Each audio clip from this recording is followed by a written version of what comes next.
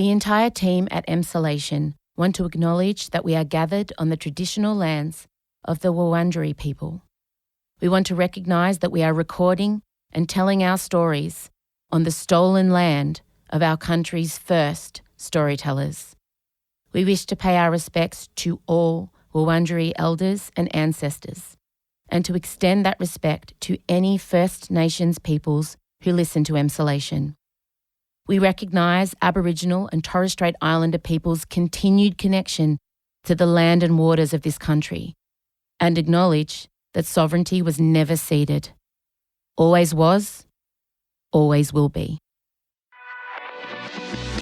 Emrusiano. I am not wearing any secretions intentionally. And Michael Lucas. I was 30 before I realised there was a difference between dress and skirt. This is Emsolation. So if you're about to pash someone and you've got an itch in your vagina because you've got a massive yeast infection, Sounds uncomfortable. it's going to take the romance out of the moment. You're in Emsolation. Well, hello there and welcome to Emsolation. My name is Em Russiano. I'm a writer, a singer, a stand-up comedian, a maximalist power queen, a neurodivergent magic brain, a podcaster, and together with my best friend, screenwriter, actor award and Logie Award winner, Mr. Michael Lucas, I bring you this podcast twice a week. How are you? I'm really well. You know why? Because the end is in sight. This is our second last podcast for the year, and we have the live show in 6 days, which I am really pumped about. I did a little bit of singing at the Melbourne Recital Centre last night, which really just whet the appetite. I only got to sing one song, but I was ready for more. And so the fact that I get to be on stage with my full band in front of you all next week singing 90s bangers, we're opening with Alive by Pearl Jam. Can you contain yourself? Then we're going into, so we're going to be going into some Rochford, some Jamiroquai, some Gabrielle. We're going to be doing some Alanis Morissette, Jeff Buckley. Like, the set list is insane. We'll of course be doing a live podcast recording. My dad's going to be there. My daughters are going to be there. It's a night for the ages.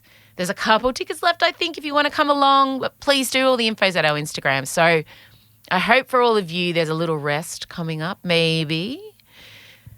I want to also thank you for listening to our 200th ep with such passion, such fierceness. We made the top 10 episodes the day the episode was released, which is crazy. And I can see how many of you have listened all the way to the end. It nearly broke us putting it together, but now that it's out there and I listen back through, what a ride. You can just hear us slowly descending into madness. But I love it, and I know that you all loved it, and thank you again for getting us to 200. I still can't believe it. But it was great, and I just want to thank you for your support in going out and listening to it. It really made us all feel better that it wasn't just, does anyone want a 3-hour podcast? Apparently you do, which is awesome. On today's episode, we will be discussing, Lady Chatterley's Lover. I found a very horny show on Netflix. It's so erotic. There's no storyline, but it's beautifully shot like Twilight. And my God, I'm telling you right now, there's bodice ripping. There's, sex in fields, full frontal penis. It's everything you want and more. I have to tell you. You're welcome. Everybody, you're welcome. We discussed that at length. Don't worry. The Meghan and Harry doco is coming out today. So we want to talk about Meghan Markle especially, because she is drawing a lot of criticism at the moment. Madonna's daring to age in her own way. We touch on that. And also we get to some of the questions we didn't get to in our 200th episode from you all. I'm going to keep this very brief. Thank you for being here. Thank you for choosing us. Make sure you're recommending us to a friend. Yeah, I think that's all I wanted to say to you all. I've done this intro so many times because I'm not satisfied with what I'm imparting on you. I don't feel like you're getting everything from me that I want to say, but I think I've done it all. Yeah, that's enough from me. Okay, play the music.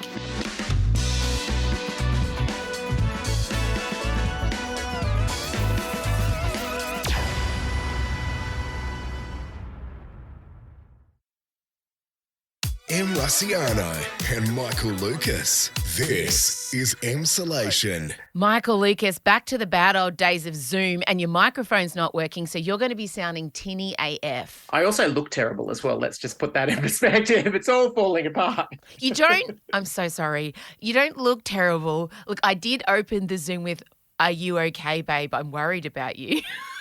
I think there was an oh my God in there as well. You just look extremely tired. Tired. I know I am. Yeah. I mean, everything else looks great. We wrapped at 10:30 at night on Monday. And it's funny. I thought I was handling things really well. Like I was exercising the whole time. I think I've got it. But there's something psychologically, I think, that happens to you when you know it's over and you can release, and it's all fallen apart. My back is gone. I've got like enormous bags under my eyes. I can barely stay awake. Anyway, we're good. We're here. You just need to hold on if you can until December the 14th. I have been thinking about that, but I'll fire up. It'll be the stress of walking out in front of how many people? 800. Oh, it's small. Okay, It's a small, intimate the adrenaline. show. It'll be great. It's amazing what severe anxiety can do to help with the bags under your eyes. Now you're in Sydney for the ACTA Awards, and are you going to? Of course, you're going to win something. What? So no, I don't think we are. Really? I know what I want to have happen. We're in the comedy category for 5 bedrooms. Doris is up for comedy performer, and I would love her to win. Love her. 35 years in the industry, first nomination. What an icon. Love her to win. But she's against like comedy people in different genres. So she's against like Tom Gleeson. Oh, who's a known comedian. Yeah. But I mean, there are other actors. Like she's against also Patrick Brammall and Harriet Dyer and Wayne Blair and stuff. But Tom Gleeson seems like the one to beat, I would say, because that show's very popular. And then we are also, as a comedy show, we're against things like, Aftertaste and Summer Love, which are narrative comedies, but we're also against like Mad as Hell, the last season of Mad as Hell. So I know what I'd have my money on, and alas, not us. And you're all set with your suit. You're ready to go. I'm ready to go. Enough. I had the pants taken up as you suggested. Good. So even though you weren't part of the selection process, you still gave tips. You still are right to the end with your caffeine drops or whatever they are.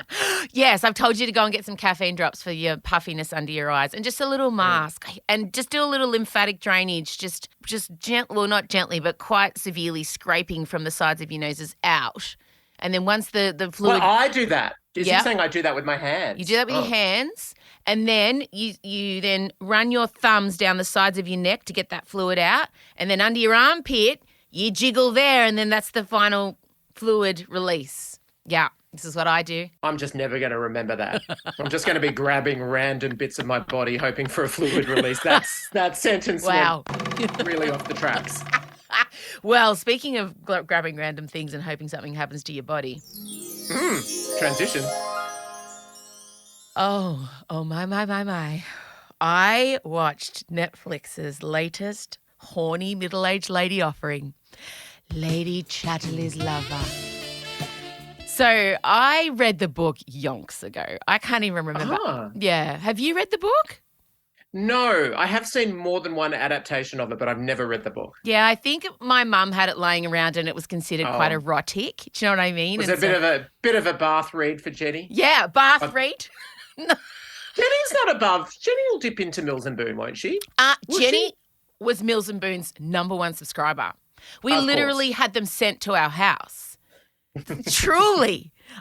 Mills and Boon was a staple. And my mum's English major, literary major, like she's really loves literature. But the Mills and Boon mail would arrive and I would race to see what the covers were because the Mills and Boon covers for me were just so great. And then every now and then I'd like scan the pages to find mentions of like fleshy mounds and things like that. Throbbing members. So innocent back then, before the internet. God. Lady Chatterley's Lover stars Emma Corrin, and who played Lady Di in season 4 of The Crown. Also played Harry Styles' repressed wife in My Policeman. Let's not forget that classic film. And I have to say they are magnetic because they didn't have much to work with script-wise. But Emma plays Connie, the lead, the female lead. Connie marries Clifford. I, Constance Reed, take you, Clifford Chatterley. He goes off to war. They have one night together. He goes off to war and he comes back and he's injured. But he's injured from like the waist down, no penis action. So she's a forced virgin in a marriage. And they live like on a huge estate in the English countryside because he's the lord of the area. Yeah. And she wanders around whimsically at first, tending to him, caring for him, putting the blanket over his legs. And she starts fading away. She starts wasting away. And her sassy sister comes to town and she's like, Clifford, Connie's wasting away. What are you doing? Who do you think's taking care of her while she's taking care of you? And then Clifford says to Connie, we need to have a baby. We need to have an heir. And obviously I cannot do the sex. So you need to maybe perhaps find a random man who's of standard. Don't tell me who he is. And get yourself knocked up so that we may have an heir. And when he says of standard, does he mean of class standard or just of like DNA physical Class. standard? Class standard. Class standard. Oh, Okay. yes, it's a big thing. And she says, oh, no, Clifford, of course I could never do that. And then enter the gamekeeper. Yeah, right? So Malos is his name, and he had also been at war, but he comes back to work on the farm looking after their game, their birds. And initially, we just keep seeing his cute dog, and Connie's like, oh, cute dog. And then she discovers this beautiful cottage where, in fact, this is where Malos, the gamekeeper, is raising the baby chickens, the baby little, I don't know what they are, pheasants, the baby pheasants. Yeah.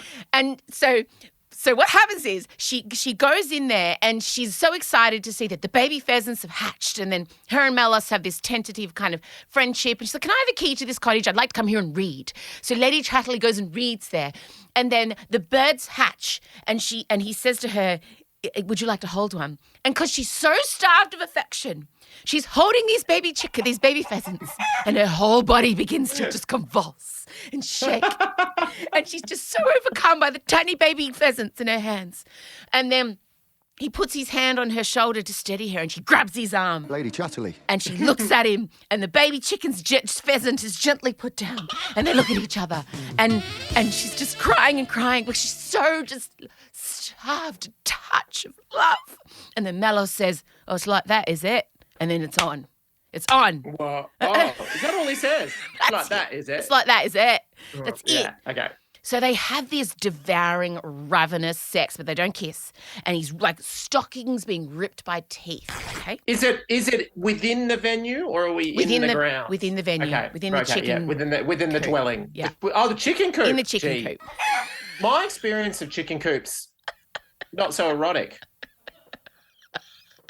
My strong memories of chicken coops is I remember one Christmas, I think it was like 1988, all our chickens were killed by a fox. It was carnage. My mum went out there Christmas Day and it was just screams. Oh, we grew up in a similar area, Yes. obviously, and both our mothers were of the type to create a chicken coop. 100%. And the amount of trauma that we both carry, because there was also a bit of a problem with foxes in an area. So you just never knew. It was like living with a loaded gun. One day your mum might run out and then come back in tears. 100%. My mum would be absolutely mourning. And then you would see just chicken entrails everywhere. It was crushing. Yeah, and my mum liked silkies, and they're particularly gruesome when they've been mauled. Yeah, they're little white. It's not great. Just the fact that you can provide a description of which particular breeds of chicken are the worst when mauled says it all about the safety of these chickens in Eltham. I also secretly smoked patchouli incense in our chicken coop. Is it heavy stuff, man? Will it blow me away? Okay, there's a fair bit to unpack there. I know what you mean. Like you went for you wanted to feel like you were smoking. You just thought any lit substance was going to give you whatever you needed. Did you feel cool? No, I got really sick. Were you alone?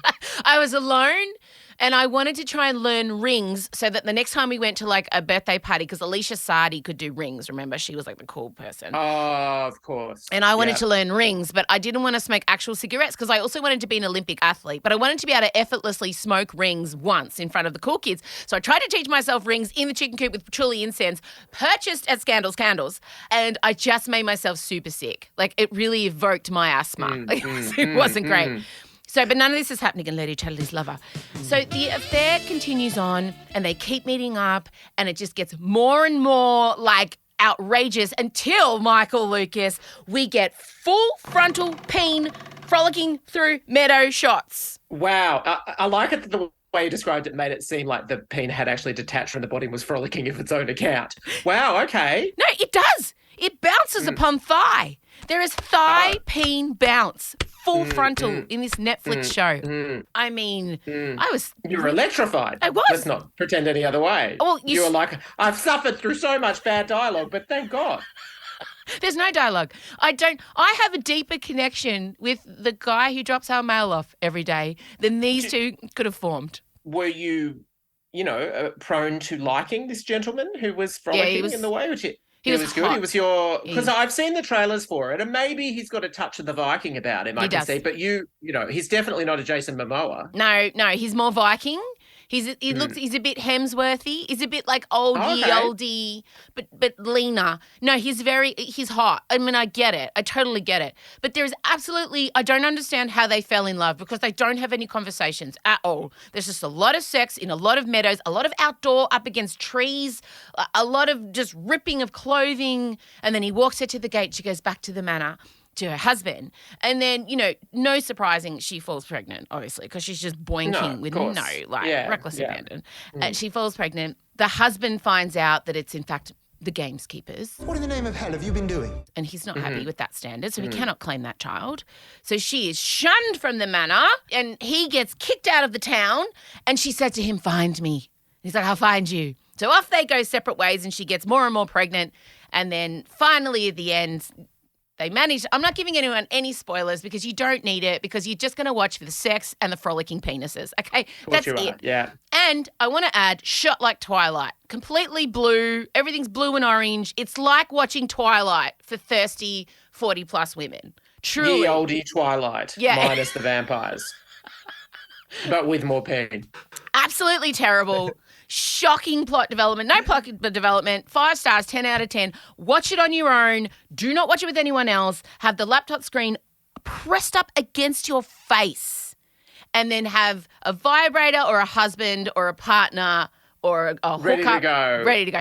So, if you are doing some landscaping at your house or getting a pool put in, just have that set up too.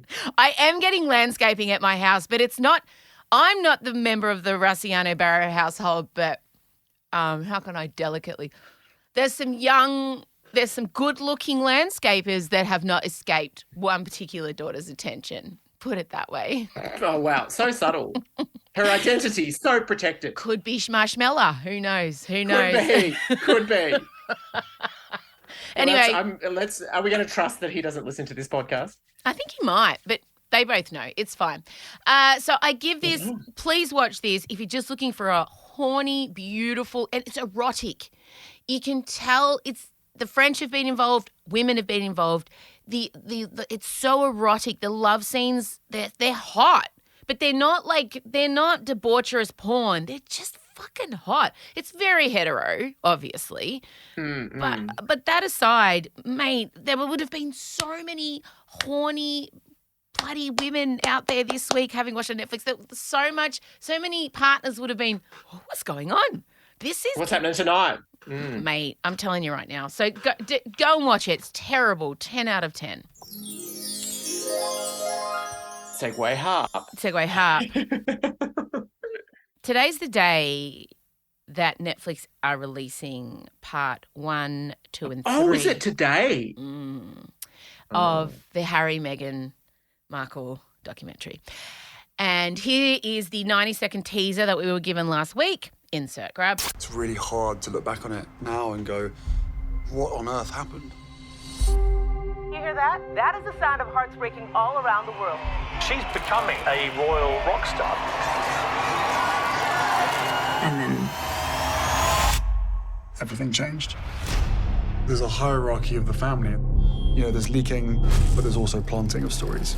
There was a war against Meghan to suit other people's agendas. It's about hatred. It's about race. It's a dirty game. The pain and suffering of women marrying into this institution, this feeding frenzy. I realized they're never going to protect you. I was terrified. I didn't want history to repeat itself.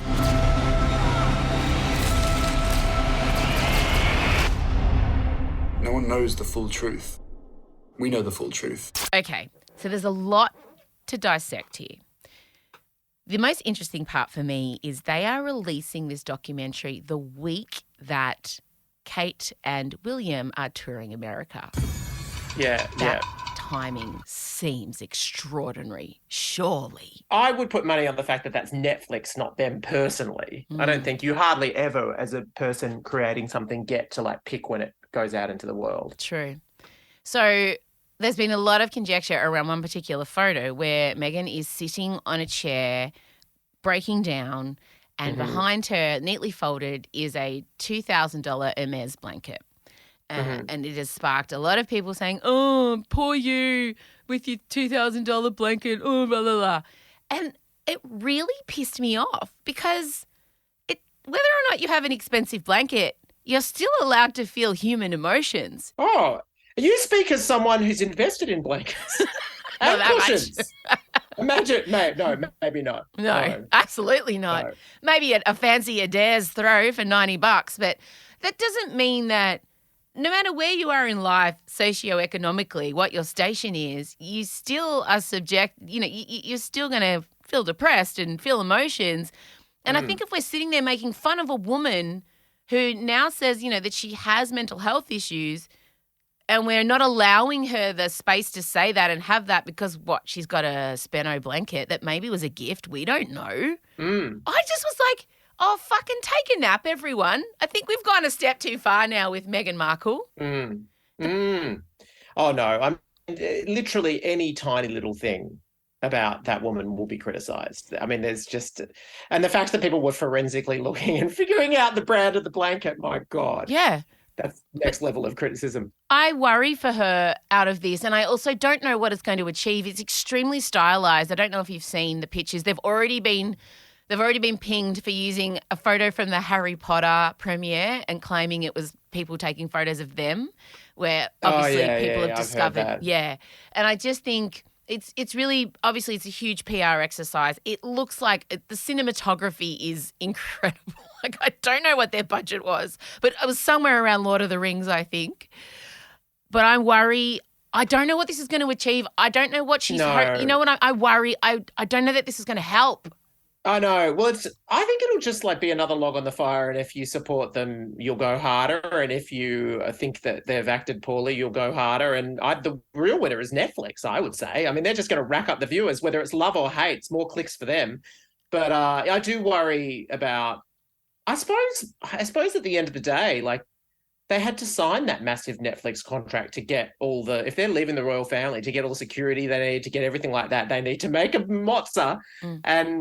And let's face it, if Netflix is signing them, it's not like they're going to want to sign them and say, oh, but don't give us all the goss on what was happening in the palace. Of course, that's the main thing they want. So it's a trade-off. I'm most excited. They're giving us the courtship.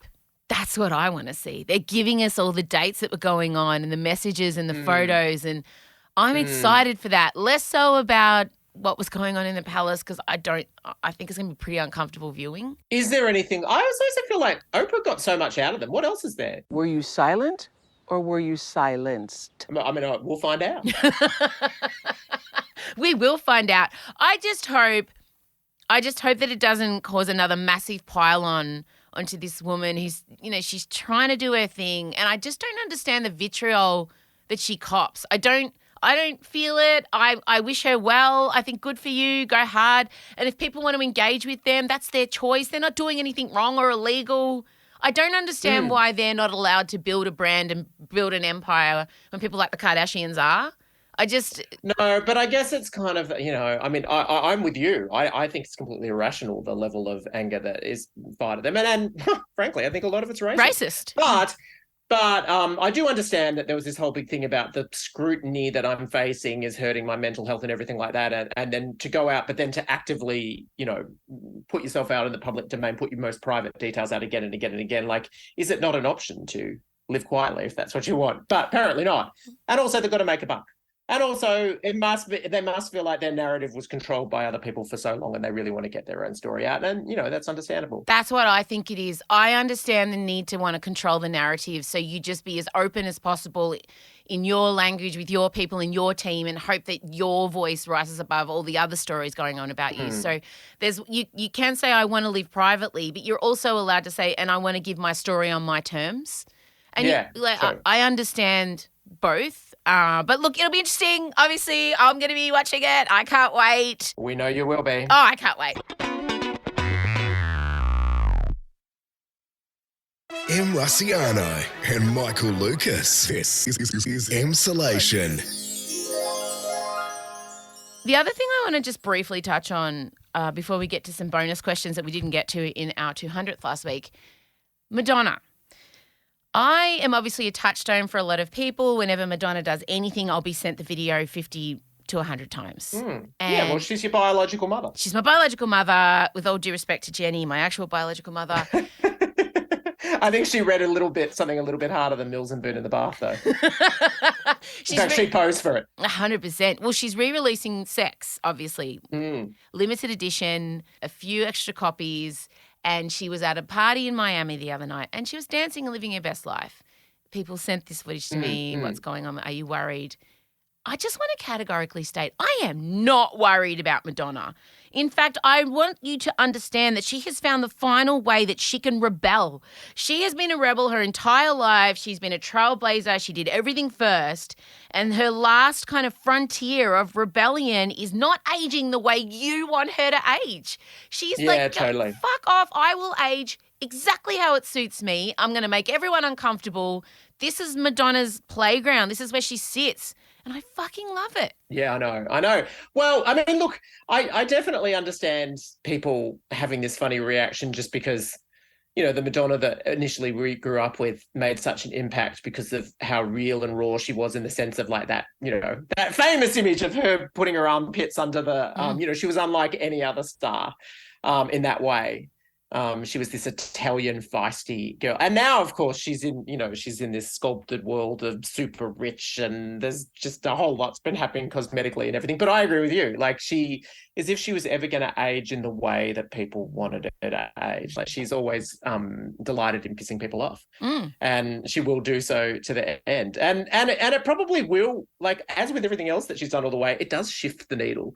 Like what she did all throughout her career was so shocking for the longest time, but now it's not. And I'm sure the notion of a 64-year-old woman, you know, in fishnets dancing like crazy at a DJ party shocked us now and come back to us in 25 years when it'll be me. It'll be me. I have no doubt. Do you know what I mean? Like the face stuff aside, and you can talk about the cosmetic stuff and the pressure on women to look a certain way societally and not age, blah, blah, blah. But just her spirit and the way that she's behaving and the things that she's doing, it makes me feel alive. It makes me feel like, you know, because society wants me to believe as a nearly 44-year-old woman, I've got 6 years left till I'm basically on the shelf. 50, you're done. See you later. And to see someone like Madonna, who's in her mid-60s, living exactly how I imagine I want to be living, the youthful spirit, it gives me hope. I'm like, do more, get more young lovers. And also, the thing about it that I really love that did really make me think of you is that she had all the older kids there at that celebration. They all look amazing. She had Rocco and Lola like flanking her and David, and she's out dancing with them. And I feel like you're the kind of mother that at 64 is going to be on the dance floor with your kids. I was on the dance floor with my kids at a 21st 3 weeks ago, and they asked me to come on the dance floor and their friends, like I didn't feel tragic or weird at all. And I think that's if Madonna can lead the charge on that again, giving women permission to age as they see fit, then we doff our cap, Queen. I kneel before you again and I say thank you. Some would say the way that she's chosen to age is a way that costs a hell of a lot of money that people don't have access to, and I understand that. Oh, no, I'm not talking about the face stuff. I'm talking about the behaviour and the spirit and the activities. What did you want? You wanted Madonna in her 60s to be in a rocking chair, just what? Doing acoustic covers of some of her old hits. I mean, that's probably what people wanted. Or doing like some sort of old swing standards album or something like that. No. Doing a duet with Michael Bublé. I mean, it's never going to happen. No, absolutely not. Leave Madge alone. All right. Before you go, we had a lot of questions come through before our 200th that we didn't get to. So I thought we could just do some of those now. So our first question comes from Emsolated Jess, and she has asked you, Michael, when did you realise that you wanted to become a professional rider? Around 20. But I just wanted to work in film and TV for the longest time. And then when I started doing my degree, this is such a boring answer, but it's just the truth. I started doing a degree and you did everything. Like you did a bit of production design, you did a bit of, you even did some acting, you did a bit of directing, you did everything like that. And it was very, very clear that I was okay at a couple of different areas, but writing was the one that I seemed to do the best at. I don't know why, but it just was. And then I would I wrote little plays and they got put on and stuff like that. So I just went with what had the most interest. But I was pretty lucky that it was young, although Christine, that co-created 5 Bedrooms with me, it was really something that happened in her 30s. So you can come to writing at any age, but I was pretty young. I'm about to come to it at 44, so. Beautiful. This happens. Okay, here we go. Michael, Ro has asked, if you could swap yourself into the leading role of any movie, what would you choose? God. Oh, my goodness. I've never, Jesus. What a question. But the problem with putting yourself in a fictional narrative is they always go through arduous, horrible things. I mean, I guess I'd want to be an ultimately, I've just never been a very sportsman-like sort of, actually, you know what? I want to be someone that has an amazing singing time. I want to be Lady Gaga in Star Wars. Oh, no, wait, that ends really sad. No, you don't do that. Yeah. What's, and I don't want to be in The Bodyguard. That's also sad. Is there any singing movie that does, Grease? Just put me in Grease. I'll fly away. Yes. Yes, you could just go up. So you want to be Danny Zuko. You want to be John Travolta. Interesting choice. Look, for me, like I've discussed, any Barbra Streisand role. She's had some good ones. She's had some great ones. Michael, what's the catchphrase your friends and family associate with you? Oh, I can answer that. Teamy fair. Yeah, that's what I was going to go with. But there's only one friend that goes on about that. Teamy fair. Because that's, when I say it around them, that's the response I get. When I say it around other people, they respectfully say, tell us your fair appraisal of the scene. Just M. Because it's normally in response to a provocative stance that she has taken. That is provocative, emotional, rage-filled stance. What other catchphrase? You and Adrian just take off all my catchphrases. I have so many. We do. I don't think know this. Adrian is a really pretty good vocal mimic. Yeah. And obviously one of the voices he hears a lot in his life is M's. And he pulls it out a lot. So it's kind of like I record with them and then hang out with them, and then I come home and it's like she's still there through my husband.